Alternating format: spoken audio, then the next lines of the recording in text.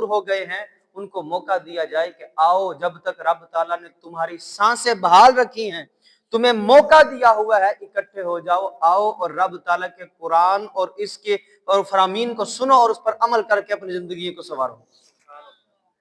یہ ایک شمع جلائی ہے۔ تو سامعین محتشم، آج کا جو ہمارا درس ہے وہ سورۃ الفاتحہ پر ہے۔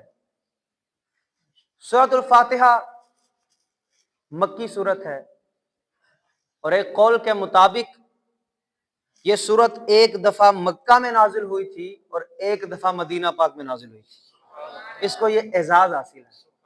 تو اس قول کے مطابق سورۃ الفاتحہ مکی بھی ہوئی اور مدنی بھی ہوئی۔ امام بیضاوی رحمۃ اللہ تعالی علیہ نے سورۃ الفاتحہ کے کم و بیش 14 نام گنوائے ہیں، اور بعض علماء نے اس سے بھی زیادہ، یعنی اس کی زیادہ نام ہونا یہ اس کی زیادہ فضیلت پر دلالت کرتے ہیں۔ اب انہوں نے جو نام اس کے ذکر کیے ہیں وہ اپنی طرف سے نہیں کیے، بلکہ احادیث ڈھونڈ ڈھونڈ کر کہ نبی کریم علیہ الصلوۃ والتسلیم نے اس سورت کے لیے کون کون سا نام استعمال کیا ہے، انہوں نے ان کو اکٹھا کر دیا۔ چند ایک میں آپ کے سامنے ذکر کرتا ہوں کہ سورۃ الفاتحہ شریف، پہلے یہ بات اپنے ذہن میں بٹھا لیجئے کہ ہر کتاب جب آپ کوئی پڑھتے ہیں اس کے شروع میں اس کا مقدمہ ہوتا ہے، دیباچہ ہوتا ہے، جس میں بتایا جاتا ہے کہ اس جو آگے پوری کتاب ہے، چاہے وہ 300 صفحے کی ہو، 400 صفحہ کی ہو، کہ اس میں کیا کیا چیزیں بیان کی جائیں گی۔ تو سورۃ الفاتحہ گویا کہ قرآن مجید کا مقدمہ اور دیباچہ ہے۔ پورے قرآن مجید میں جن جن مضامین کو بیان کرنا تھا، مختصراً اختصار کے ساتھ ان تمام مضامین کو سمیٹ کر ایک سورہ فاتحہ میں رکھ دیا گیا۔ کہ اس میں الوہیت کا ذکر بھی ہے، اس میں نبوت کا ذکر بھی ہے، اس میں حشر و نشر اور باس بعد الموت کا ذکر بھی ہے، اور موت کے بعد کے احوال کا ذکر بھی ہے۔ ہر چیز کا ذکر رب تعالی نے سمیٹ کر سورہ فاتحہ میں رکھ دیا۔ تو اس کے جو اسماء، سب سے پہلا نام امام بیضاوی علیہ الرحمہ نے اس کا ذکر کیا ہے کہ اس کا ایک نام ہے فاتحۃ الکتاب، کہ یہ قرآن مجید کا افتتاح ہے، قرآن مجید کا آغاز ہے۔ اور یہ تو آپ جانتے ہیں کہ پہلی وحی جو ہے وہ اقرأ بسم ربک الذی خلق، سورۃ العلق کی پہلی 5 آیات ہیں، لیکن پہلی سورت جو پوری نازل ہوئی تھی وہ سورۃ الفاتحہ ہے۔ یہ ایک دفعہ یہ پوری نازل ہوئی ہے، فاتحۃ الکتاب۔ پھر ام القرآن، ام کہتے ہیں کسی چیز کی اصل کو، جڑ کو، کہ جس میں تمام دوسری چیز کا نچوڑ اس میں سمیٹا ہوا ہو۔ تو ام القرآن کہہ کر اشارہ کر دی، نبی کریم علیہ الصلوۃ والتسلیم کی حدیث سے ماخوذ ہے کہ یہ سورت ام القرآن ہے، کہ قرآن کا جو سارا مغز ہے، قرآن کا جو سارا نچوڑ ہے، اس کے مضامین کا وہ اس سورت میں موجود ہے۔ میں بڑی ہی اختصار کے ساتھ یہ باتیں بیان کر رہا ہوں۔ پھر اس کا ایک نام سورۃ الحمد ہے۔ اس کو حمد کی سورت کہتے ہیں کہ یہ سورت ایسی ہے کہ جو رب تعالی کی حمد پر مشتمل ہے۔ پھر اس کا نام سبع مثانی ہے، کہ اس کی 7 آیات ہیں۔ مثانی کہتے ہیں جو بار بار پڑھی جائیں، اور قرآن مجید کی جتنی تلاوت اس سورت کی ہوتی ہے شاید ہی کسی اور سورت کی ہوتی ہے، بلکہ یقیناً نہیں ہوتی۔ ہر نماز میں سورۃ الفاتحہ کی قرات ہوتی ہے، لا صلاۃ الا بفاتحۃ الکتاب۔ حدیث میں فرما دیا کہ سورۃ الفاتحہ کے بغیر تو نماز ہی نہیں ہوتی۔ تو ہر نماز میں سورۃ الفاتحہ کی قرات کی جاتی ہے۔ تو اس کا نام ہے سبع مثانی، کہ 7 آیات ہیں اور بار بار پڑھی جاتی ہیں۔ پھر اس کا نام الوافیہ، کہ یہ سورت ایسی ہے کہ اس میں ہر چیز کو رب تعالیٰ نے اس میں سمیٹ دیا ہے، اور ہر کام اور ہر دوسری چیزوں سے جب بندہ اس پر عامل ہو جاتا ہے، اس کو پڑھ لیتا ہے، اس کو سمجھ لیتا ہے، باقی تمام چیزوں سے وہ بے نیاز ہو جاتا ہے۔ پھر اس کا ایک نام ہے الشفا، یہ سورت جو ہے وہ شفا بھی دینے والی ہے۔ بہت سے صحابہ کرام رضواناللہ تعالی علیہم اجمعین سے احادیث مروی ہیں کہ آپ جب کسی کو دم کرتے تو صرف سورہ فاتحہ پڑھ کے دم کر دیتے، رب تعالیٰ اس کو شفا عطا فرما دیتے۔ تو اس کو سورۃ الشفا بھی کہتے ہیں، یہ شفا والی سورت ہے۔ اللہ اکبر۔ آج بھی ہم اگر اپنے لقمے حلال کے کر لیں، اپنی زبان کو حرام سے بچا لیں، جھوٹ سے بچا لیں، غیبت سے بچا لیں، قرآن میں تو تاثیر موجود ہے، لیکن ہمارے اپنے اندر جو ہم نے اپنے باطن کو گندا کر لیا ہوا ہے، جب اس کی صفائی ہو جائے گی تو پھر یہ سورت بھی جب انسان کوئی پڑھے گا تو شفا دینے والی بن جائے گی۔ لیکن سب سے پہلے اٹھ فریدا ستیا تے جھاڑو دے مسیت۔ مسیت سے مراد یہ اپنا دل ہے، جو رب تعالیٰ کا ٹھکانہ ہے، جہاں رب تعالیٰ کے جلوے جو ہیں وہ گھر کرتے ہیں، یہاں پر ٹھہرتے ہیں، یہاں پر آتے ہیں۔ جب انسان اس مسیت کی صفائی کرے گا تو کیا فرمایا بابا فرید نے کہ اٹھ فریدا ستیا تے جھاڑو دے مسیت، تو ستا رب جاگدا تیری ڈاڈے نال پریت۔ تو راتوں کو اٹھ اٹھ کر اپنی اس مسیت کا جھاڑو بھی دینا ہے اور پھر آنسو بہا کر اس کو دھونا بھی ہے، تو پھر انسان کے من کی دنیا بھی بدل جائے گی۔ تو یہ کتاب دلوں کو شفا دیتی ہے، یہ لوگوں کو شفا دیتی ہے، اور یہ سورت کریمہ جو ہے یہ بھی دلوں میں بھی شفا دیتی ہے اور لوگوں کو بھی شفا دیتی ہے۔ پھر اس کا نام ہے سورۃ الصلاۃ، کیونکہ نماز میں بار بار پڑھی جاتی ہے اس لیے اس کا نام ہی سورۃ الصلاۃ پڑ گیا۔ پھر اس کا نام ہے سورۃ الدعاء، اور ایک نام ہے تعلیم المسئلہ، کہ یہ انسان کو سوال کرنے کا طریقہ سکھاتی ہے۔ اللہ اکبر، کہ تم نے کریم سے مانگنا کیسے ہے۔ یہ سورت یہ سکھاتی ہے کہ تم نے اپنے خالق سے، اپنے مالک سے مانگنا کیسے ہے۔ مانگنے کا بھی کوئی طریقہ ہوتا ہے، ہر مانگنے والے کو مل بھی نہیں جاتا، لیکن جس کو ڈھنگ سے مانگنا آتا ہو وہ پھر رب تعالیٰ سے پا بھی لیتا ہے۔ ایک صحابی مسجد کے کونے میں دعا مانگ رہے ہیں کہ یا اللہ میں تجھ سے مانگتا ہوں کیونکہ تو میرا خالق ہے، تو نے مجھے پیدا کیا ہے، رازق میرا تو ہے، میں اگر تجھ سے نہیں مانگوں گا تو کس سے مانگوں گا۔ نبی کریم علیہ الصلوۃ والتسلیم آپ نے بعد میں اس کو بلایا اور فرمایا کہ جس انداز سے تو رب سے مانگ رہا تھا، رب کو تیرا انداز ہی بڑا پسند آیا۔ وہ یہ کہہ رہا ہے کہ یا اللہ تو میرا خالق ہے، تو میرا مالک ہے، رازق تو ہے، اگر تجھ سے نہیں مانگوں گا تو کس سے مانگوں گا۔ تو مانگنے کا ڈھنگ بھی کسی کسی کو آتا ہے، تو اس میں کس طرح سکھایا گیا کہ رب سے مانگنا کس طرح ہے۔ دیکھیں سب سے پہلے اپنے منعم یعنی جس نے تم پر انعام کیے ہیں، سب سے پہلے اس کی تعریف کی جاتی ہے۔ الحمدللہ رب العالمین، تمام تعریفیں اللہ کے لیے جو تمام جہانوں کا رب ہے۔ الرحمن الرحیم، بڑا ہی رحم کرنے والا اور مہربان ہے۔ مالک یوم الدین، روز جزا کا وہ مالک ہے۔ پھر اپنی عاجزی کا اظہار کیا، پہلے رب تعالیٰ کی تعریفیں کی، پھر عاجزی کا اظہار کیا کہ ایاک نعبد، مولا اگر ہمارا سر جھکتا ہے، اگر ہم سجدے میں گرتے ہیں تو صرف تیرے لیے ہی گرتے ہیں، وَإِيَّاكَ نَسْتَعِينُ، اور کسی سے مدد بھی طلب کرتے ہیں تو مولا وہ ذات تیری ہی ہے۔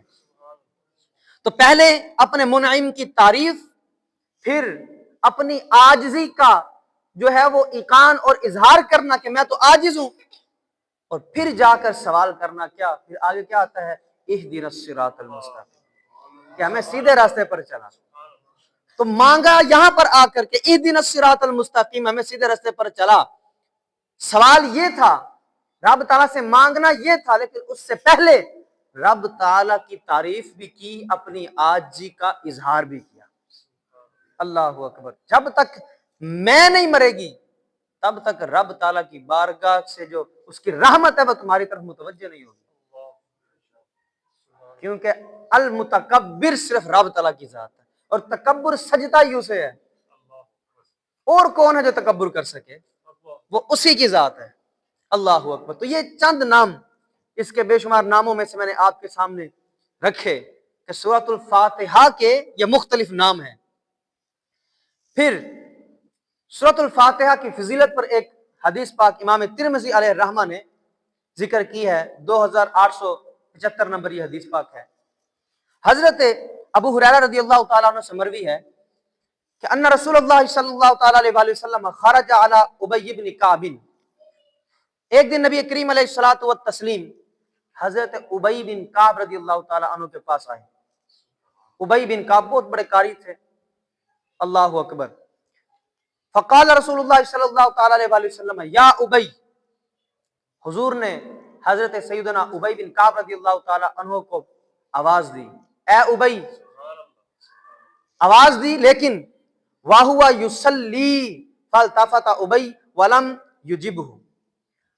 اب حال یہ تھا کہ ادھر سرکار دو عالم علیہ الصلوۃ والتسلیم نے بلا بھی لیا ہے، لیکن یہاں پر ابی بن کعب رضی اللہ تعالی عنہ رب تعالیٰ کی بارگاہ میں کھڑے نماز پڑھ رہے ہیں.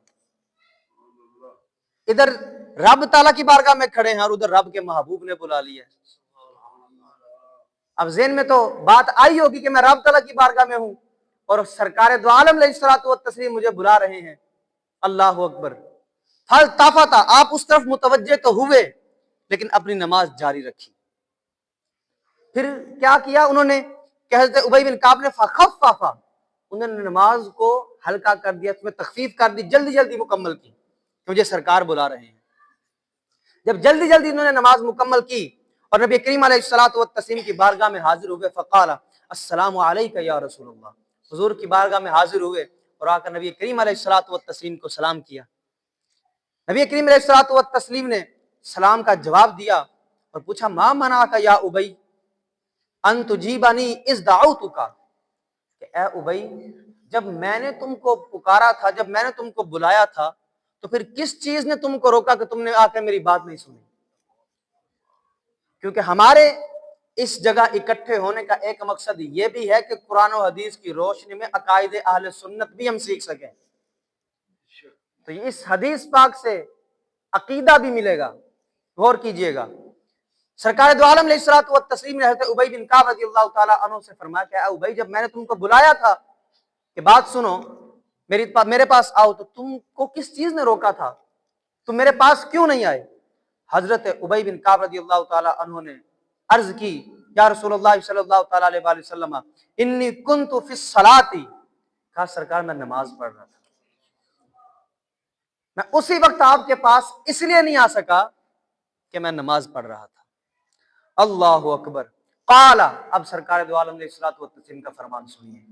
آپ نے فرمایا افلم تجد فیما اوحى اللہ الی، اے ابی، جس کتاب کی رب تعالیٰ نے میری طرف وحی کی ہے، یعنی قرآن مجید، کیا تم نے اس میں یہ آیت کریمہ نہیں پڑھی کہ استجیبوا للہ وللرسول اذا دعاکم لما یحییکم، کہ اے ایمان والو، کہ جب بھی تمہیں اللہ اور اس کا رسول بلائیں اس چیز کی طرف جو تمہارے دلوں کو تازگی بخش دے، زندگی بخش دے، تو تم جو کام بھی کر رہے ہو وہ چھوڑ کر اللہ اور اس کے حضور کی بارگاہ میں حاضر ہو جاؤ. بتا دیا کہ اگر تم نماز چھوڑ کر میرے پاس آ جاتے تو میرے پاس آنے کی وجہ سے تمہاری نماز کوئی نہیں ٹوٹنی تھی. حضور علیہ الصلوۃ والتسلیم تو صحابہ کو یہ بتائیں کہ میرے پاس آنے کی وجہ سے تمہاری نماز نہیں ٹوٹنی تھی. اور یہاں کچھ ہمارے نادان لوگوں کو یہ بات کچھ لوگ پڑھائیں کہ اگر نماز میں سرکار کا خیال بھی آ جائے تو نماز ٹوٹ جاتی ہے. بتائیں کیا ابی بن کعب کی نماز ٹوٹ گئی تھی؟ اور سرکار نے تو یہ بھی کہہ دیا کہ تم نماز پڑھتے رہے، اگر نماز تم چھوڑ کر میری بارگاہ میں آ جاتے پھر بھی نماز نہیں ٹوٹنی تھی. تو حضور علیہ الصلوۃ والتسلیم کا خیال آنا دل میں، اس سے نماز ٹوٹتی نہیں ہے، بلکہ نماز کو معراج تب حاصل ہوتی ہے جب نماز کے اندر سرکار کا خیال آ جائے. کیوں کہتے ہیں کہ السلام علیک ایھا النبی، کہتے ہیں کہ نہیں؟ جب تشہد میں بیٹھتے ہیں تو باقاعدہ نبی کریم علیہ الصلوۃ والتسلیم کے لیے یہ خطاب کا صیغہ السلام علیکہ بول کر ہم اس بات کی طرف اشارہ کرتے ہیں، اور یہ گویا کہ ہمارا یقین ہوتا ہے. صوفیاء فرماتے ہیں کہ جب تم یہ کہو کہ السلام علیکہ ایھا النبی، تو یوں سمجھو کہ نبی کریم علیہ الصلوۃ والتسلیم کی بارگاہ میں تم حاضر ہو اور تب جا کر سرکار کے لیے خطاب کا صیغہ استعمال کر رہے ہو. تو تصور تم اپنا یہ بناؤ کہ نبی کریم علیہ الصلوۃ والتسلیم گویا کہ تم ان کی بارگاہ میں موجود ہو اور ان کو سلام کر رہے ہو. اللہ اکبر. جب یہ بات ہوئی پھر فرمایا بلا. حضرت ابی بن کعب نے عرض کی جی یا رسول اللہ، میں نے یہ آیت کریمہ پڑھی ہے، ولا اعود انشاء اللہ تعالی، آئندہ مجھ سے ऐसा फेल सरजद नहीं होगा। अब नबी करीम अलैहिस्सलातु वस्सलाम ने क्या इरशाद फरमाया, अतुहिब्बु अन उअल्लिमका सूरतन लम यंजिल फित तौरात वला फिल इंजील वला फिल ज़बूर वला फिल कुरआन मिसलुहा। अल्लाहु अकबर। का ए उबई, क्या तुम चाहते हो कि मैं तुम्हें एक ऐसी सूरत के बारे में बताऊं कि जिसकी मिसल ना तो तौरात में रब तआला ने कोई सूरत नाजिल की, ना ज़बूर में नाजिल की, ना इंजील में नाजिल की, और ना खुद कुरान मजीद में रब तआला ने उस जैसी कोई सूरत नाजिल की है। इतनी अजीम सूरत है कि उसकी मिसाल आसमानी किताबों जो चारे रब तआला ने दुनिया में भेजी हैं, वो चारों किताबों में उस सूरत जैसी कोई सूरत है ही कोई नहीं। क्या मैं तुम्हें उस सूरत के बारे ना बताऊं? अल्लाह अकबर। सहाबा तो पहले ही नेकियों में वो एक दूसरे से सबकत ले जाने वाले थे। जब ऑफर ऐसी मिल रही हो और नबी करीम अलैहिस्सलातु वस्सलाम की जुबान अक़दस से मिल रही हो, तो वो भला ऐसा मौका छोड़ने वाले हैं? अल्लाह अकबर। हजरत उबई बिन काब रज़ियल्लाहु ताला अन्हु ने अर्ज की, नाम या रसूल अल्लाह, हुजूर जरूर बताइए हमें भी कि वो सूरत कौन सी है कि जिसकी मिसल कोई सूरत किसी किताब में नाजिल ही नहीं हुई। तो रसूल अलैहि सल्लम ने इरशाद फरमाया, कैफ़ तक़रउ फ़िस्सलाह, ए उबई बताओ जरा तुम नमाज में कैसे पढ़ते हो? तो हज़रत उबई बिन काब रज़ियल्लाहु ताला अन्हु ने नमाज में बताया कि यार सबसे पहले हम जो सूरत पढ़ते हैं वो तो अलहम से पढ़ते हैं कि अल्हम्दुलिल्लाहि रब्बिल आलमीन। अल्लाहु अकबर। तो नबी करीम अलैहि सलाम ने इरशाद फरमाया, वल्लज़ी नफ्सी बियदिही, कैसी कसम खाई। सरकार दो आलम अलैहिस्सलातु वस्सलाम कसम खाए बगैर भी कोई बात इरशाद फरमा दें तो सहाबा तो उस पर अपनी जानें लुटा दें। लेकिन फिर भी इस सूरत की कदर और मंजिलत और रुतबा बयान करने के लिए सरकार दो आलम अलैहिस्सलातु वस्सलाम ने भी कसम खाई, और कसम भी कोई आम नहीं खाई। फरमाया, वल्लज़ी नफ्सी बियदिही, उस जात अक़दस की कसम जिसके कब्जा कुदरत में मुझ मोहम्मद की जान है सल्लल्लाहु अलैहि वसल्लम। फरमाया उसकी कसम, कसम खाकर फिर उसका जवाब कसम क्या है? फरमाया, मा उनज़िलत फित तौरात वला फिल इंजील वला फिल ज़बूर वला फिल कुरआन मिसलुहा। कहा ना इंजील में ऐसी कोई सूरत नाजिल हुई, ना तौरात में ऐसी कोई सूरत नाजिल हुई, ना ज़बूर में ऐसी कोई सूरत नाजिल हुई, और ना ही कोई सूरत ऐसी कुरान मजीद में नाजिल हुई जो सूरत कदर और मंजिलत में सूरतुल फातिहा का मुकाबला कर सके। इतनी अजमत वाली ये सूरत है। अल्लाह अकबर। फिर सरकार ने फरमाया कि इन्नहा सबउन मिनल मसानी, ए उबई बिन काब, ये ऐसी किताब, ये ऐसी सूरत है कि इसकी 7 आयात हैं और वो बार बार पढ़ी जाती हैं। अल्लाह अकबर। और वल कुरानुल अज़ीम अल्लज़ी औतीतहु, और ये वो कुरान मजीद है जो रब तआला ने मुझे अता किया है। तो इस हदीस पाक को समाअत करके आपके ज़हन में ये बात आ चुकी होगी कि कुरान मजीद की जो पहली सूरत है ये कितनी अजमत वाली और कितनी शानों वाली है। अल्लाह अकबर। इस सूरत की जो पहली आयत करीमा है, अल्हम्दुलिल्लाहि रब्बिल आलमीन, कुरान मजीद का आगाज जो होता है वो सूरत फातिहा के पहले लफ्ज जो है अल्हम्दुलिल्लाह, इससे होता है कि तमाम तारीफें रब्बे कायनात के लिए, तमाम तारीफें रब्बे कायनात के लिए हैं। अब इसमें भी उलमा ने बताया कि अल्हम्दुलिल्लाह से ही कुरान मजीद का आगाज क्यों हुआ। फरमाते हैं कि जब रब्बे कायनात ने आदम अलैहिस्सलातु वस्सलाम को पैदा फरमाया ना, और जब उनमें वनफ़ख़्तु फ़ीही मिर रूही, उनमें अपनी तरफ से रूह है वो फूंकी, जब रूह जनाब आदम अलैहिस्सलातु वस्सलाम में दाखिल हुई, जब दाखिल होते होते आपके चेहरा मुबारक तक आई तो आपको छींक आ गई। जब आपने छींक मारी और साथ ही फरमाया अल्हम्दुलिल्लाह रब्बिल आलमीन, तो चूंकि इंसानों की जो इब्तिदा है वो चूंकि जनाब आदम अलैहिस्सलातु वस्सलाम से है, तो उनकी जुबान से जो पहला लफ्ज निकला था वो क्या था? अल्हम्दुलिल्लाह। तो इस वजह से ये मुख्तलिफ इसमें हिकमतें हैं जो उलमा ने लिखी। उन हिकमतों में से एक हिकमत ये आपके सामने मैंने रखी है कि कुरान मजीद का आगाज अल्हम्दुलिल्लाह से क्यों किया। कि इंसानों के जो वालिद गिरामी है जनाब आदम अलैहिस्सलाम की जुबान से निकलने वाला पहला लफ्ज क्या था? अल्हम्दुलिल्लाह। अब जब उन्होंने अल्हम्दुलिल्लाह कहा तो फिर फरिश्तों ने जवाब में कहा यरहमुकल्लाह। क्या कहा? यरहमुकल्लाह। तो देखें अल्हम्दुलिल्लाह रब्बिल आलमीन अर्रहमानिर रहीम, तो यहां भी पहले अल्हम्द का जिक्र है और वहां उन्होंने कहा यरहमुकल्लाह। اللہ تجھ پر رحم فرمائے. تو یہاں پر جو دوسری آیت کریمہ ہے اس میں بھی رب تعالیٰ کی رحمت کا ہی ذکر ہے. یہ ان میں ربط ہے. اب آتے ہیں لفظ حمد پر. لفظ حمد کا معنی ہے کہ کسی کی اختیاری خوبی پر اس کی تعریف کرنا، چاہے اس نے کوئی نعمت دی ہو یا نہ دی ہو، یہ حمد ہے. اور اس کے ساتھ ایک اور لفظ بولا جاتا ہے شکر کا. اس کا مطلب اس میں اور شکر میں اور حمد میں تھوڑا سا فرق ہے کہ حمد جب کسی کی جائے گی تو اس میں یہ نہیں دیکھا جائے گا کہ اگلے بندے نے اس پر احسان کیا ہے کہ نہیں کیا. مطلقاً کسی نے آپ کو کوئی بندہ اچھا لگ رہا ہے، آپ اس کی تعریف کر سکتے ہیں، مدح ہے یہ اس کی کہ بھئی آج آپ بڑے اچھے لگ رہے ہیں، آپ نے کپڑے اچھے پہنے ہوئے ہیں، آپ کی فلاں عادت بڑی اچھی ہے، یہ اس کی مدح ہے. لیکن شکر کب ہوگا؟ جب وہ آپ پر کوئی احسان کرے گا، اس احسان کے بدلے جب آپ اس کی تعریف کریں گے تو یہ اس کا شکر ہو جائے گا. یہ فرق ہے حمد اور شکر میں. علماء کی زبان میں یہ کہا جاتا ہے کہ حمد اور شکر میں عموم و خصوص مطلق کی نسبت ہے. عموم و خصوص مطلق کی نسبت ہے کہ حمد جو ہے وہ عام ہے اور شکر جو ہے وہ خاص ہے. کہ علماء کی اصطلاح میں نے ذکر کیا. تو فرمایا الحمدللہ رب العالمین. اب اس کے الف لام جو الحمد پر ہے اس پر بھی علماء نے بہت لمبی گفتگو کی ہے کہ الحمد میں جو الف لام ہے یہ استغراق کا ہے یا الف لام عہد کا ہے.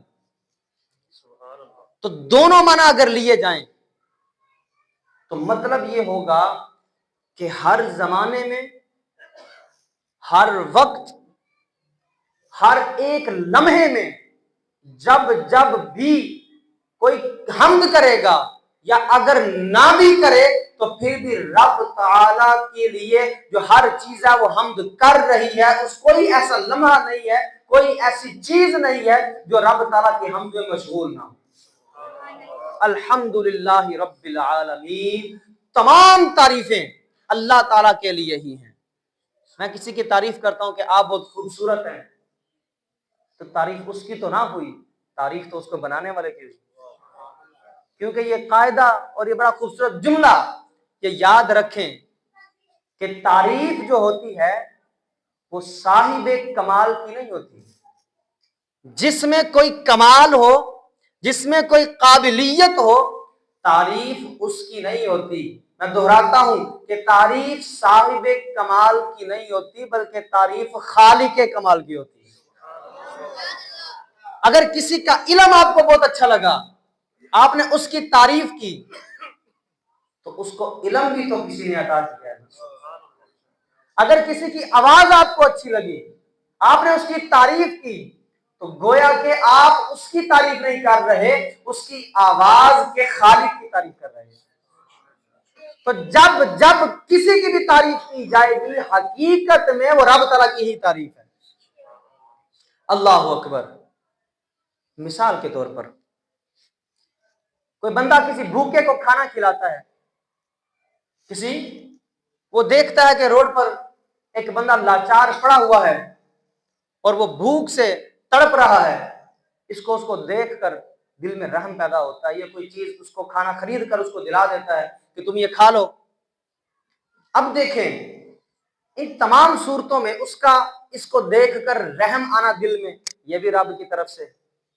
اس کو کھانا کھلانا یہ بھی رب کی طرف سے. اور اس میں اس کھانے کو کھا لینے کی قدرت کا پیدا ہونا یہ بھی رب کی طرف سے ہے. بھئی مثال کے طور پر وہ بندہ جو ہے اس کو دیکھتا بھوک کی حالت میں، اس کے دل میں رحم ہی نہ آتا، یا رحم تو آ جاتا لیکن اس کے پاس پیسے نہ ہوتے اس کو کھانا خرید کر دینے کے لیے، اور کھانا خرید بھی لیتا لیکن وہ اگر اس کو کھانا دے بھی دیتا تو اس بندے کے اندر کوئی مسئلہ ہوتا، منہ میں کوئی مسئلہ ہوتا، دانے بنے ہوتے، چھالے بنے ہوتے، تو کیا یہ کھانا کھا سکتا تھا؟ تو ان تمام صورتوں میں جو چیز کار فرما ہے وہ محض رب تعالیٰ کا فضل، اس کی رحمت ہے. تو لہذا جس طرح بھی کسی کی تعریف کی جائے در حقیقت وہ تعریف رب تعالیٰ کی ہی ہے. الحمدللہ رب العالمین.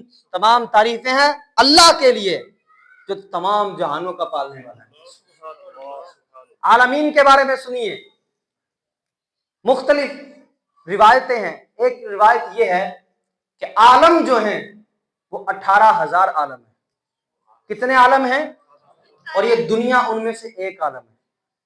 रब ताला ने फरमाया वमा ऊतीतुम मिनल इल्मि इल्ला कलीला, और तुम जितनी मर्जी तरक्की कर जाओ तुम्हें तो बड़ा थोड़ा सा इल्म दिया गया। आज साइंसदान आए रोज नया सियारा, नया प्लैनेट जो है वो दरियाफ्त कर रहे हैं। इस सब के बावजूद रब ने क्या फरमाया, वमा ऊतीतुम मिनल इल्मि इल्ला कलीला, तुम्हें तो बड़ा थोड़ा सा इल्म दिया गया। तो 18,000 आलम है, और एक रिवायत के मुताबिक 40,000 आलम है, और एक रिवायत के मुताबिक फरमाया कि हर इंसान जो है वो अलग एक आलम है। तो रब्बिल आलमीन का मतलब ये हुआ कि रब ताला की रुबूबियत और रब ताला के कुदरत और इख्तियार से कोई एक चीज भी बाहर नहीं। हर चीज को अगर वजूद मिला है, वो नशो नमा पा रही है, वो बढ़ रही है, तो ये रब ताला की जो सिफत रुबूबियत है वो इसमें कार फरमा है। भाई देखें, कोई भी शख्स इस दुनिया में आने से पहले अपने बाप की पुष्ट में होता है, क्या रब ताला वहां रब्बुल आलमीन होना जो है उसकी रुबूबियत वहां कार फरमा नहीं है? वहां भी कार फरमा है। फिर वो माँ के रहम में आता है, वहां भी रब ताला की रुबूबियत कार फरमा है। जब वो इस दुनिया में आता है, रब ताला उसकी ग़िज़ा के लिए उसकी माँ की छाती में दूध की 2 नहरें जारी फरमा देता है। वहां भी रब ताला की जो रुबूबियत है वो कार फरमा है। गोया के बाप की पुष्ट से लेकर कब्र की दीवारों तक रब ताला की जो रुबूबियत है वो इंसान की जिंदगी में हर लम्हा में कार फरमा है।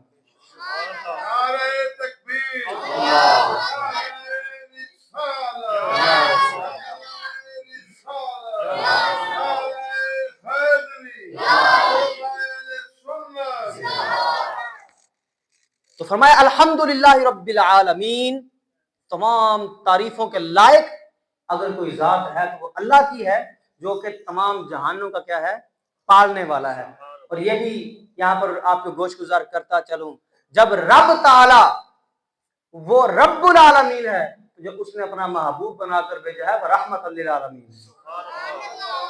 तो जिस आलम का अगर आलम 40,000 हैं, रब ताला उन सब का पालने वाला है। अगर आलम 18,000 हैं, रब उनका पालने वाला है। अगर आलम हर इंसान जो है वो एक अलग आलम है, तो रब उनका पालने वाला है। तो रब का महबूब इन सब पर रहमत फरमाने वाला है। तो कोई एक जर्रा, कोई एक शख्स, कोई एक चीज भी ऐसी नहीं जो हुजूर अलैहिस्सलातु व तस्लीम